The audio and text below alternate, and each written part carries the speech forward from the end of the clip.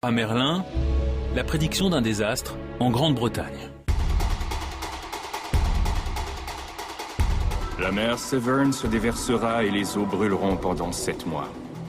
Les poissons périront dans le brasier ardent et il leur poussera des queues multiples. Les centrales nucléaires de la Grande-Bretagne sont situées sur le fleuve Severn. Ça ressemble à la description d'un accident nucléaire. Peut-être plus effrayant encore. Londres pleurera la mort de 20 000 hommes et la Tamise sera rouge sang. Merlin poursuit en annonçant ensuite un cataclysme de grande ampleur. La mer se déchaînera en un clin d'œil. Les vents souffleront en rafales dévastatrices. Ces prédictions de catastrophes naturelles concordent avec celles des scientifiques contemporains sur le réchauffement climatique. En fait, leur discours se rapproche de plus en plus des prédictions apocalyptiques. Les prophéties que les auteurs attribuent à Merlin se concluent avec sa vision de l'Apocalypse. L'Apocalypse est de nature astrologique dans les prophéties de Merlin. Il affirme que les planètes vont dévier de leur trajectoire et qu'elles vont semer le désordre parmi les constellations. Mais pour que cela se produise, il faudrait que la Terre quitte son orbite ou modifie sa rotation. Une cacophonie galactique. On en revient à l'hypothèse d'une inversion des pôles. Si c'est exact, et que le déplacement des pôles s'avère aussi dramatique que l'ont décrit certains scientifiques, c'est la nature même de notre planète qui va changer. C'est sur ce point essentiel que se rejoignent des prophéties de diverses cultures. Quelques siècles plus tard, non loin de l'endroit où Merlin aurait peut-être existé, une femme aurait repris le flambeau de la tradition divinatoire. Voici la sombre prédiction généralement attribuée à une Anglaise du Yorkshire. Quand les tableaux auront l'air vivants et seront animés, quand les bateaux nageront sous l'eau comme des poissons, quand les hommes devanceront les oiseaux en s'élançant dans le ciel, la moitié de l'humanité mourra dans un bain de sang.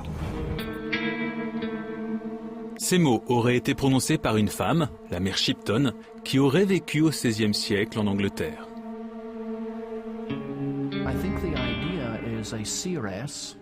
Cette prophétesse vivait dans une caverne, comme à Delphes, et elle était mi-humaine, mi-esprit, tout comme Merlin. On reconnaît là des thèmes qui traversent les siècles.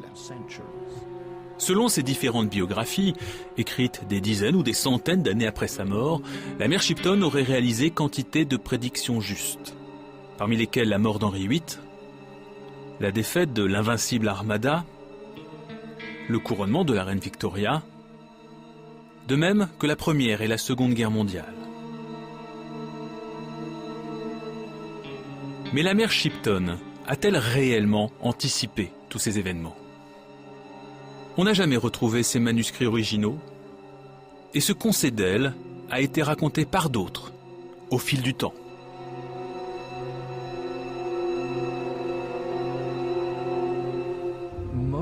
La plupart des prophéties de la mère Shipton ont été écrites ultérieurement par d'autres personnes. Des gens publiaient de petits ouvrages au titre accrocheur. On a découvert de nouvelles prophéties de la mère Shipton, un peu comme le font nos journaux à sensation.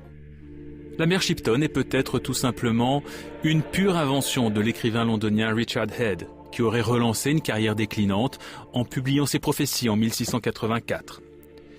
Par la suite, au XVIIIe et XIXe siècle, des ouvrages vont se multiplier qui regroupent les prophéties de la mère Shipton. Et ces prophéties s'étoffent et varient au fil des nouvelles éditions. Selon les scientifiques, les auteurs ne relataient pas de vraies prédictions, ils se contentaient en fait de post-diction. Quand on fait une prédiction, on annonce ce qui se produit dans l'avenir. Avec la post-diction, on remonte simplement dans le passé en prédisant ce qui s'est déjà produit. Il ne s'agit donc plus d'une prédiction. Rien d'étonnant alors à ce qu'on retrouve dans les prophéties attribuées à la mère Shipton, des scènes qui paraissent incroyables si réellement elles ont été anticipées plusieurs siècles avant qu'on puisse y assister. Les hommes s'envoleront dans les airs. De par le monde, les pensées voyageront à la vitesse de l'éclair. Les femmes porteront le pantalon comme les hommes, et elles couperont leurs longs cheveux. Mère Shipton. La mère Shipton a-t-elle réellement existé? A-t-elle vraiment, comme certains l'affirment, écrit des livres de prophéties dont on a ensuite perdu la trace? On peut en douter. Quand un éditeur, comme celui qui a publié les prophéties de la mère Shipton, travaille sur un projet, il n'invente pas tout en partant de zéro. Il s'inspire de prophéties transmises par la tradition orale. Voilà pourquoi certaines prédictions se sont confirmées. Quant à la fin du monde, les prophéties attribuées à la mère Shipton l'évoquent directement. La moitié de l'humanité mourra dans un bain de sang. Mais que les plus anxieux se rassurent, dans la version des prophéties Shipton publiée en 1862, la fin du monde était bien prévue, attendue, mais en 1881. Shipton ou ses porte-paroles n'ont pas toujours vu juste. L'année 2012, en revanche, revient de manière surprenante dans les prédictions d'un bien étrange oracle dénommé Webbot. Les machines peuvent-elles lire l'avenir? La plus récente version de la prophétie apocalyptique de 2012 vient d'un oracle attribuable à la machine plutôt qu'à l'homme. Ses concepteurs l'appellent le projet Webbot. À l'origine, il s'agissait d'un programme visant à prédire les mouvements de la bourse. Chaque fois qu'un individu fait un investissement quelconque, il prédit l'avenir. Le conseiller financier George Yore a développé en 1997 un logiciel qui se sert de petits programmes autonomes appelés robots ou agents logiciels.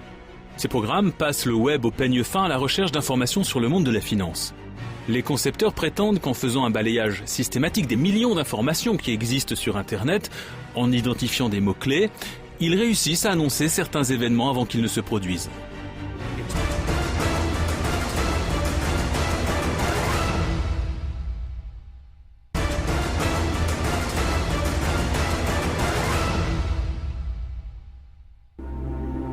L'année 2012, en revanche, revient de manière surprenante dans les prédictions d'un bien étrange oracle dénommé Webbot. Les machines peuvent-elles lire l'avenir? La plus récente version de la prophétie apocalyptique de 2012 vient d'un oracle attribuable à la machine plutôt qu'à l'homme.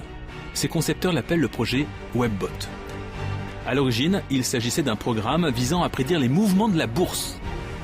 Chaque fois qu'un individu fait un investissement quelconque, il prédit l'avenir. Le conseiller financier George Yore a développé en 1997 un logiciel qui se sert de petits programmes autonomes appelés robots ou agents logiciels. Ces programmes passent le web au peigne fin à la recherche d'informations sur le monde de la finance. Les concepteurs prétendent qu'en faisant un balayage systématique des millions d'informations qui existent sur Internet, en identifiant des mots-clés, ils réussissent à annoncer certains événements avant qu'ils ne se produisent. J'oserais dire que c'est un aperçu du subconscient universel. On va avoir des périodes d'euphorie et des périodes de peur. Et c'est ça que le Webbot va capter en fait. Le but est justement de prévoir les périodes où les gens vont avoir peur et de prévoir les périodes où les gens vont être en confiance par rapport au marché. Et donc de dégager des tendances de hausse ou de baisse pour les cours. Et les créateurs de Webbot revendiquent des résultats impressionnants. En août 2004, on a prédit qu'un tremblement de terre accompagné de vagues dévastatrices ferait 300 000 victimes. Le tsunami a frappé en décembre 2004. Toujours selon ses créateurs, Webbot aurait également prédit les attaques au bacille du charbon de 2001 à Washington, la coupure de courant généralisée sur la côte Est de 2003, ou encore les ravages de l'ouragan Katrina en 2005.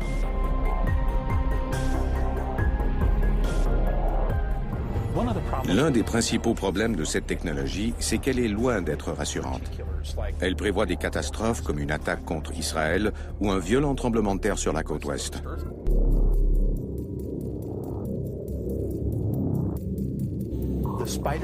Ces robots parcourent littéralement tout le cyberespace pendant qu'on cherche des mots-clés sur ce qui nous intéresse. Chaque fois que le robot tombe sur une expression faisant partie de notre liste, il la retient. On recueille en moyenne 60 à 100 millions de lectures. Prévu à l'origine pour anticiper les cours de la bourse, le projet Webbot s'est rapidement mis à explorer des domaines bien plus larges. À partir de 2001, un programmateur du Webbot, a remarqué que parmi les différents résultats recueillis, des dates précises commençaient à apparaître. En 2001, le programme a fait une effrayante prédiction. Dans 60 ou 90 jours, un événement allait changer la vie des Américains à jamais. Cette prédiction remonterait à juin 2001. Et selon les concepteurs du Webbot, il s'agirait d'une annonce de l'attaque terroriste du 11 septembre.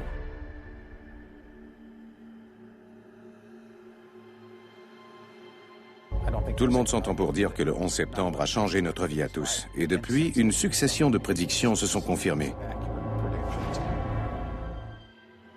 Aujourd'hui, comme plusieurs oracles que nous avons évoqués, le Webbot prévoit qu'un cataclysme planétaire pourrait avoir lieu en l'an 2012.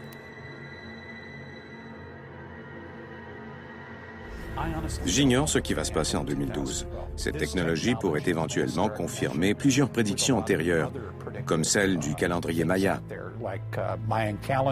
Parce qu'on entre dans une période où le Soleil, l'énergie, l'éruption de rayons gamma sont devenus des sujets d'inquiétude.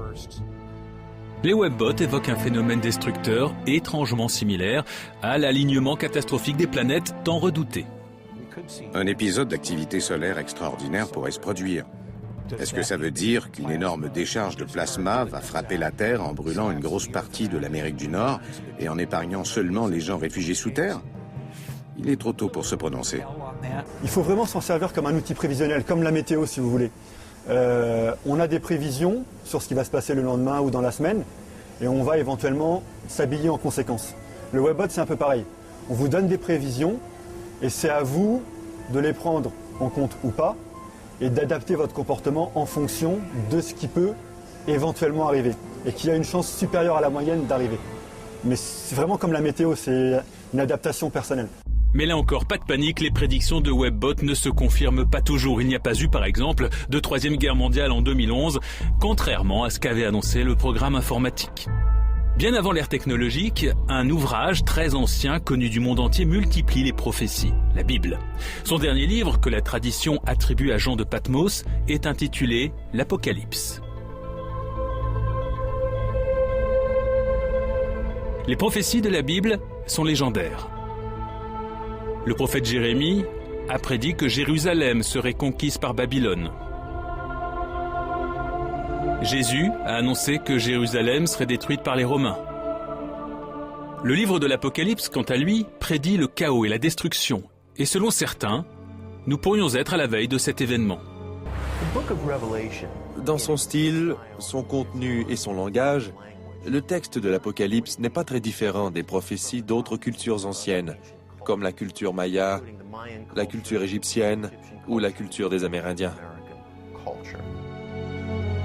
Le livre de l'Apocalypse effraie depuis des siècles ceux qui y lisent une fin du monde de cauchemar. L'Apocalypse est un livre de prophéties. Son contenu est une sorte de vision onirique qui apparaît à l'apôtre Jean pendant son exil sur l'île de Patmos. Tout le texte porte sur cet apocalypse qui marquera la fin du monde lors de la bataille ultime entre le bien et le mal. L'idée qu'il y aura une fin du monde, un peu comme l'idée qu'il y a eu un commencement du monde, est parfaitement légitime, rationnelle. Et on pourrait dire, de même qu'on ignore comment ça a commencé, on ignore aussi comment ça va finir. Mais on cherche à savoir, aussi bien du côté scientifique que du côté religieux. Et comme l'Apocalypse ne fonctionne pas de manière frontale, elle ne dit pas les choses, elle ne dit jamais les choses de manière directe, elle le dit de manière indirecte et symbolique, ça laisse une énorme part pour la liberté de l'interprète. Et donc, on profite plus ou moins bien de cette liberté et de cet espace qui nous est offert. Le texte de l'Apocalypse est truffé d'images étranges et terribles.